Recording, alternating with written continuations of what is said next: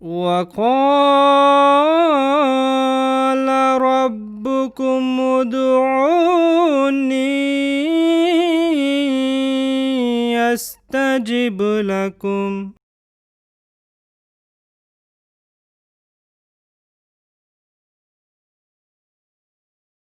A'udhu billahi minash shaitanir rajim. Bismillahir rahmanir rahim. Chers téléspectateurs, assalamu alaikum wa rahmatullahi wa barakatuhu. Bienvenue dans votre émission Les prières exaucées. Dans cette émission, nous parlons à propos des prières exaucées des compagnons bénis du Messie promis alayhi salam. Pour faire ceci, j'ai le plaisir d'accueillir sur ce plateau le missionnaire Maulana Mujib Ahmad Sahib et notre frère M. Nourullah Rasoul Sahib. Assalamu alaikum wa rahmatullahi wa barakatuh. Dans les épisodes précédents, on a parlé à propos des anecdotes, là où on a constaté comment les compagnons bénis du Messie promis alayhi salam ont observé les conditions nécessaires pour demander, pour implorer l'aide d'Allah et la manifestation divine, et comment Allah Ta'ala a accepté leur prière. Donc pour introduire cette émission, cet épisode d'aujourd'hui, je vais lire un extrait du Messie promis alayhi salam, Hazrat Mirza Ghulam Ahmad Qadiani alayhi salam, qui est apparu dans son livre Ayyamus Sulh, Rouhani Khazain, page 239 à 240, où le Messie promis alayhi salam est en train d'expliquer l'importance de l'acceptation de doigts, l'acceptation de prière, parce qu'il y a beaucoup de gens effectivement qui ne croient pas dans l'existence d'Allah et de l'acceptation de doigts. Donc le Messie promis alayhi salam nous dit: c'est seulement une personne qui est insensée qui pense que la prière est une chose vaine et inutile. Il ne sait pas que la prière, en conséquence de laquelle Dieu le glorieux se manifeste à ses chercheurs et transmet en leur cœur la révélation « Je suis Allah le Tout-Puissant ». Donc, tous ceux qui ont faim et soif de yaqin, de la certitude dans l'existence d'Allah, doivent se rappeler que pour le chercheur de lumière spirituelle dans ce monde, la prière est le seul moyen qui donne la certitude quant à l'existence de Dieu le Tout-Puissant et supprime tout doute et soupçon. Donc, croire dans la prière, croire dans l'existence d'Allah est quelque chose qui est lié même au but de notre existence. Donc, on doit toujours offrir des doigts, implorer Dieu, tout en observant les conditions nécessaires. Jazakallah Monseb. Au fait, une très grande preuve de la véracité de Hazrat Masih, le Messie promis à l'Islam, et que souvent, lorsque les gens lui posaient des questions sur sa véracité, il leur disait de demander à Allah au sujet de sa vérité. Donc, définitivement, de tels mots ne viendraient pas d'un menteur. Aujourd'hui, pour commencer, je vais partager avec vous une anecdote de Hazrat Maulvi Imamuddin Faiz Sahib. Il raconte son anecdote de son bayat, de son serment d'allégeance avec le Hazrat Masih alayhi salam. Il dit que lorsque je suis allé à Qadian pour la première fois, j'ai demandé au Messie promis alayhi salam cette question: que vous prétendez recevoir des révélations alors que les révélations sont une caractéristique des prophètes. Donc veuillez nous en parler à propos de ça. Le Messie promis alayhi salam a répondu, il a dit que même les abeilles reçoivent des révélations. Les awliya, les awliullah, les gens du livre reçoivent des révélations. Je suis Hazrat Imamuddin Sahib a répondu, Hazrat Masih alayhi salam, que je ne suis pas venu ici pour discuter avec vous. Je suis venu chercher le signe d'un vrai rêve, d'une révélation, ou à la suite d'une rencontre avec le saint prophète sallallahu alayhi wa sallam. Le Messie promis alayhi salam a dit que si vous voulez connaître ma vérité, alors cherchez-la auprès d'Allah. Faiz Sahib a demandé à Hazur: comment je vais faire ça? Comment on va faire ça? Comment chercher l'aide avec Allah Ta'ala? Hazur a dit que vous devez prier, faire la prière istikhara. Comme on a mentionné, la prière istikhara, c'est une prière spéciale pour chercher guidance avec Allah Ta'ala ou une chose spécifique. Il a dit: priez pour que, oh Allah, si cette personne est vraie, laissez-moi entrer dans son bayat, laissez-moi faire serment d'allégeance avec lui.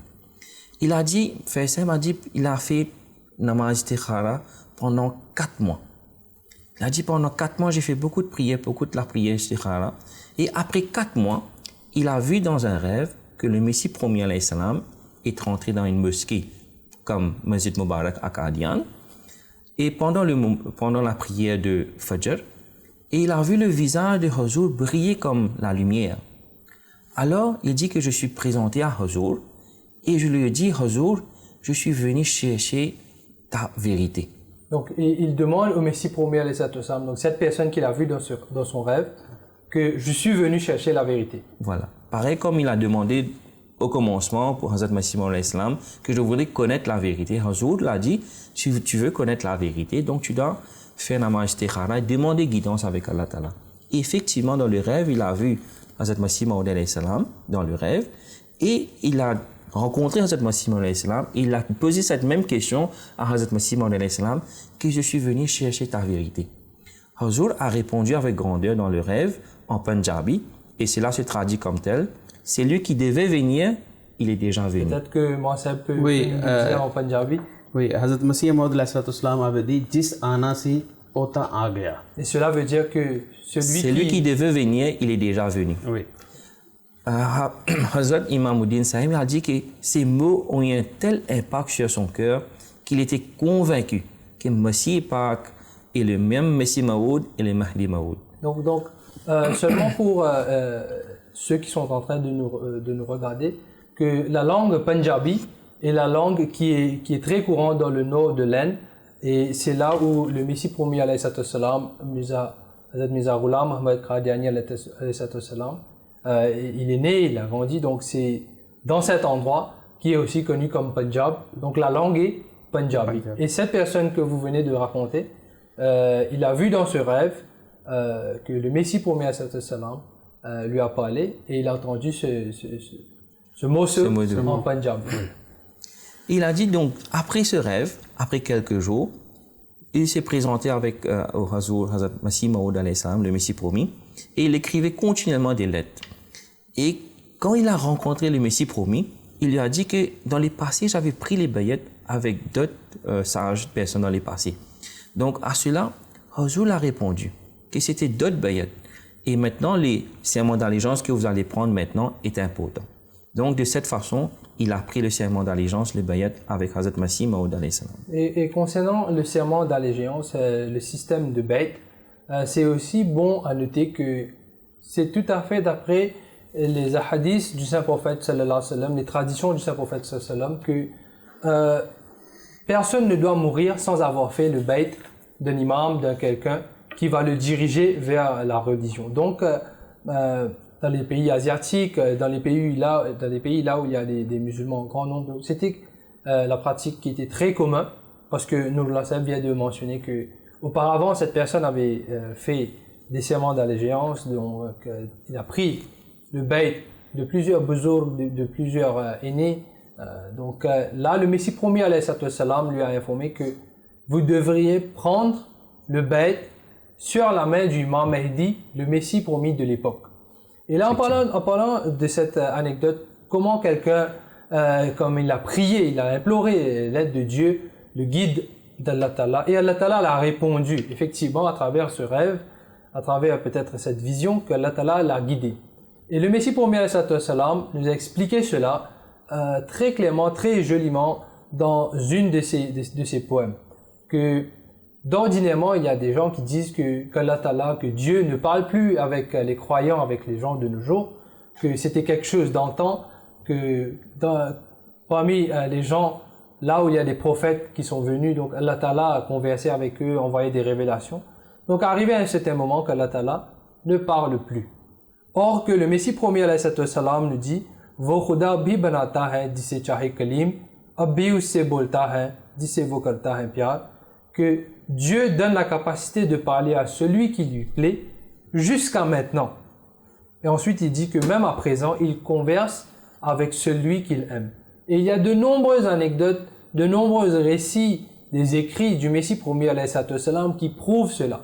Comment Allah Ta'ala l'a informé à propos des choses qui n'ont pas encore été réalisées, à propos des choses qu'il ne savait pas, et qu'Allah Ta'ala converse toujours jusqu'à présent avec le prophète de l'époque et les compagnons de ce prophète. Et surtout, le point qui est à noter ici, que celui qui est venu chercher, il était aussi très sincère. Et il cherchait vraiment la véracité. Pendant 4 mois, il a fait istikhara. Et 4 mois, c'est pas quelque chose de court. Et il ne s'est pas fatigué. Donc il priait, il implorait Dieu. Et Dieu a lui répondu. Comme dit dans le Coran, il faut chercher l'aide d'Allah avec la prière et la patience. Donc 4 mois. Donc c'est ça. Et surtout pour la réponse des bêtes, là où il a demandé que j'avais fait des bêtes pour les autres personnes, ça rappelle le hadith du Saint-Prophète sallallahu alayhi wa sallam, là où le Saint-Prophète sallallahu alayhi wa sallam a dit que si vous allez entendre que Messie est arrivé, vous devez aller prendre serment d'alliance. Vous allez faire bête, même si vous devez traverser les collines de glace. Donc c'est pour montrer que même si le voyage, le passage est tellement difficile, c'est tellement important d'aller soumis. C'est bien de noter aussi que dans ces traditions, dans ces hadiths, on parle de l'arrivée du imam Mahdi, et dans d'autres hadiths, on parle de l'arrivée du Messie, du Messie qui va venir. Donc, c'est bel et bien la même personne qui a deux fonctions très distinctes, être le imam Mahdi et le Messie premier alayhi salam.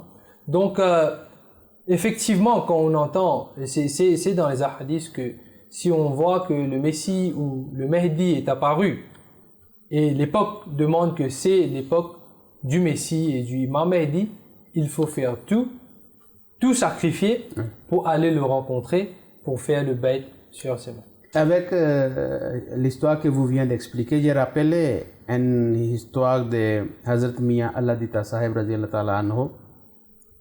Il avait la chance de faire bête de Hazrat Masih Maud au début. C'est-à-dire là où Hazrat Masih Maud vient de proclamer, et c'est le début de son temps qu'il avait gagné cette chance de faire bête.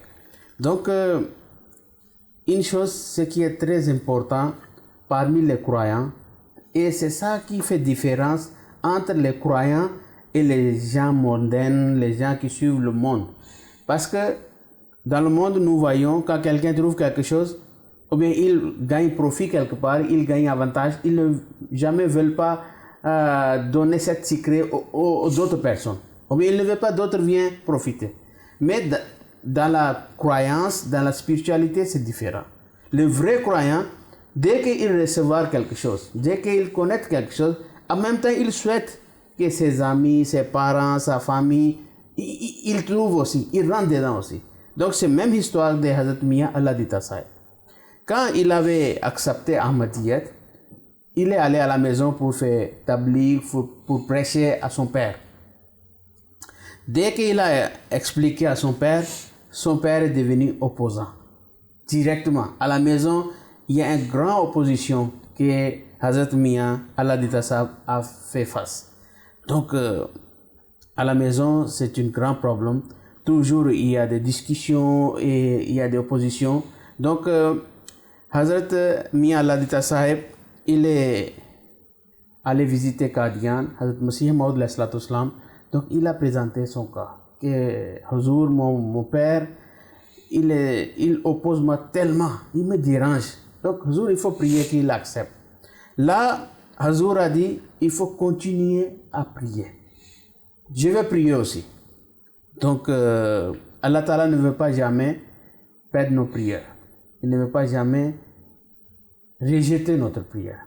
Donc, Hazrat Mian Alladita Sahib a dit que selon la recommandation de Hazrat Masih Maud alayhi salam, il a commencé par faire dua. Il a commencé par prier beaucoup. Il a dit que plusieurs années passées, mais il n'y a aucun changement dans le comportement de mon père. Donc, pendant des années, il a prié. Oui, il a pris des années, mais il y a toujours opposition à la maison. Il ne veut pas écouter. Donc, il a dit qu'un jour, j'ai parlé à mon père que, vous voyez, personne ne sait pas sa vie. Combien d'âge il a? Au moins, il faut aller visiter Qadian, il faut aller rencontrer Hazrat Masih Maud alayhi salam. Là, si votre cœur va témoigner que c'est quelqu'un qui est véridique, acceptez. Si votre cœur va vous dire non, c'est quelqu'un qui n'est pas véridique, il faut laisser. Son père a dit jamais. Je ne vais pas jamais aller à Qadian. Et j'avais fait une promesse avec mon Allah. Vous voyez maintenant, 7 points, c'est très important.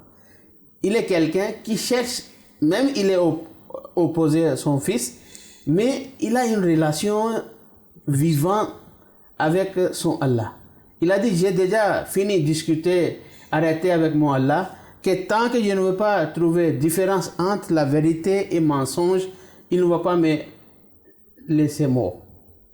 Donc je ne veux pas aller Qadian. Et il n'est pas allé. Mais il a dit, c'était un moment de Jalsa, de Qadian, que quand même les prières sont en train de travailler, Hazrat Masih Maud aussi en train de prier. Et son père aussi, il est quelqu'un qui était quelqu'un qui était pieux, qui priait, qui faisait des tahajjud pour lui-même. Donc c'est pour cela qu'il avait cette promesse avec son Dieu. Donc il est allé comme ça, sans aucun programme. Son père est allé à Qadian pour aller assister à Jalsa. Et parce qu'il y avait les prières derrière ça, donc il a fait bête avant de retourner. Alors que son fils a essayé pendant des années à lui convaincre qu'il faut aller à Qadian, faut aller à Qadian, et le père a refusé. Oui.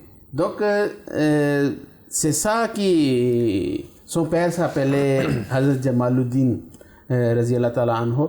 Donc c'est pour cela des fois il faut aller rencontrer la personne avant de prendre décision. Parce que les on-dit peut être faux aussi. Ou bien ce qui vous attendez, ce n'est pas comme ce qui vous êtes allé voir. Dans cette anecdote, Monseb, on constate on peut en tirer des leçons qui est pour tout le monde. Oui. Par exemple, que pour ceux qui disent que le monde spirituel est quelque chose de très restreint, c'est pour seulement quelques personnes, c'est totalement faux. Parce que dans cet incident, on voit que le père, ici, il est quelqu'un de très spirituel. Il adorait Allah Ta'ala, il priait et même il implorait à Allah Ta'ala de le guider sur le droit chemin. Peu importe là où le droit chemin va être, oui. Il dit sincèrement à Allah Ta'ala de le guider. Et là, Allah Ta'ala a répondu à sa prière que tu ne vas pas mourir avant de trouver la vérité. Quelle est cette vérité? C'est à Allah et cette personne de voir. Donc, deuxième chose qu'on a pu constater dans cela concernant ce que Hazrat Masih Maud alayhi salam, Hazrat Mirza Ghulam Ahmad Qadiani alayhi salam, aussi prié lui aussi. Lui aussi, ce qu'il a dit à son fils, que quand ce fils a demandé à Hazrat Masih Maud alayhi salam de prier, ou bien qu'est-ce qu'il faut faire pour mon père, là Hazrat Masih Maud alayhi salam l'a répondu que il faut continuer à prier.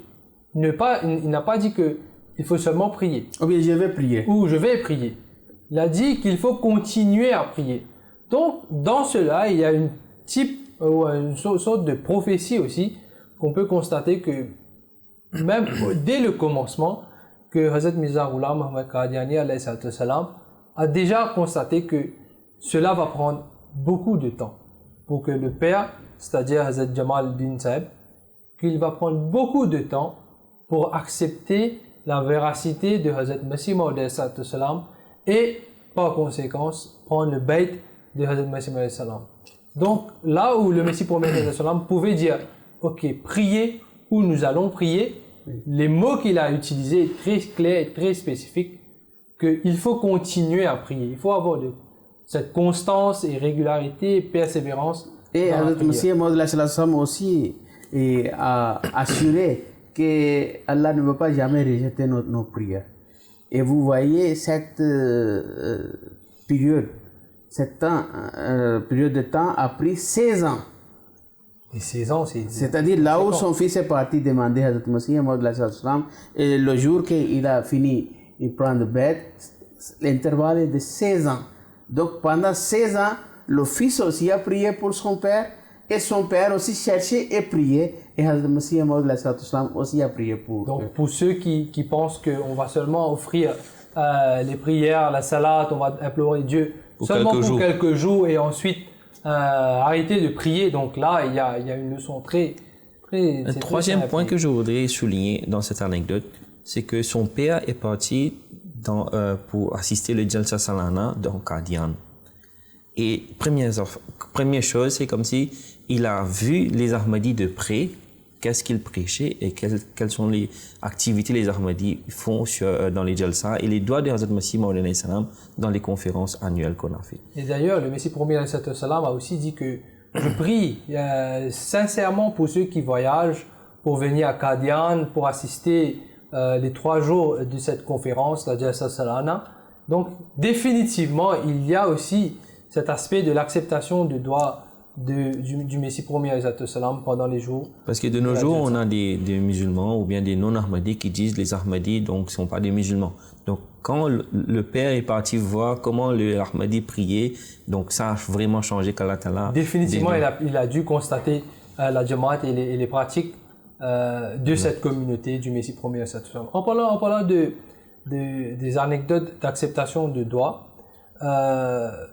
il y a aussi que Allah Ta'ala, chaque fois qu'il envoie ses prophètes vers un groupe spécifique ou vers un pays spécifique, là où Allah Ta'ala va envoyer son messager, il y a toujours une atmosphère spirituelle qui est créée, qui règne dans cet endroit, etc. Donc, ceux qui vont rester très proches avec le Messie, avec le prophète de l'époque, définitivement, eux aussi, ils vont prendre de cette atmosphère spirituelle, ils vont bénéficier de cette atmosphère et leur foi aussi, leur iman dans Allah Ta'ala va définitivement augmenter. Et vous voyez même aujourd'hui, Jalsa Salana, c'est-à-dire conférence annuelle de la Jamaat islamique Ahmadiyya, n'importe dans quel pays du monde, il y a une autre vision, il y a une autre atmosphère de spiritualité.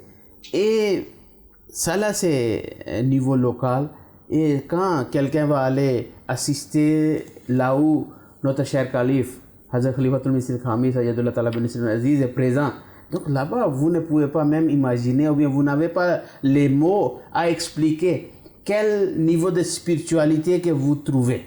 Effectivement, la Jalsa Salana est une conférence religieuse, une conférence annuelle qui a été établi et organisé par le Messie promis alayhi salam. Et même pendant sa vie, il était celui qui a organisé plusieurs de ces conférences, qui a commencé même à Qadian, avec seulement quelques compagnons. Et Hazrat Messie alayhi salam nous dit que cette conférence, cette réunion ou rassemblement n'est pas quelque chose de mondain, où les gens vont se rencontrer pour passer le temps à discuter à propos des choses mondaines. Pour le business ou bien pour le commerce. Exact. Donc, Hazrat Messie Salam nous dit le but de ce rassemblement, de cette Jalsa Salana, est spécifiquement pour augmenter votre niveau spirituel, pour refaire votre vie spirituelle. Donc, il n'y a pas de meilleur moyen que de prier et d'implorer à Allah Ta'ala.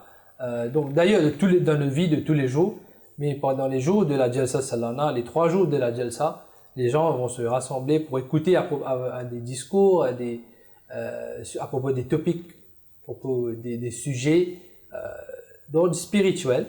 Et ensuite, ils vont avoir l'occasion de prier à ce propos. Donc, comme on vient de mentionner dans cet incident que cette personne a voyagé, il est parti à Qadian, donc très probablement il y est resté pendant les 3 jours pour vivre cette atmosphère spirituelle. Et d'ailleurs, de nos jours, dans tous les pays du monde, là où il y en a les Jalsa Salana, les Ahmadis et les non-Ahmadis, et même les gens qui s'opposent à la Jamaat, qui ont l'occasion de participer dans ces rassemblements, ces Jalsa, ils témoignent qu'effectivement, il y a une atmosphère qui est hors de l'ordinaire, hors du commun. Il n'y a rien de mondain. Les paroles qu'ils entendent sont des paroles bien, des paroles spirituelles, et l'atmosphère est spirituelle. Donc, encore une fois, on a pu discuter à propos des incidents, là où les compagnons du Messie promis alayhi salam ont demandé de l'aide, ils ont imploré l'aide d'Allah Ta'ala pour les guider vers la vérité, donc vers le chemin droit, Sirat al-Mustaqim. Et on a pu voir comment Allah Ta'ala s'est manifesté en acceptant leurs supplications. Donc, jazakumullah pour participer dans cette émission, pour vos anecdotes que vous avez racontées. Et chers téléspectateurs, nous arrivons à la fin de cette émission. Inch'Allah, On va se rencontrer pour un autre épisode à propos des prières exaucées. Donc, jazakumullah, assalamu alaikum wa rahmatullahi ta'ala wa barakatuh.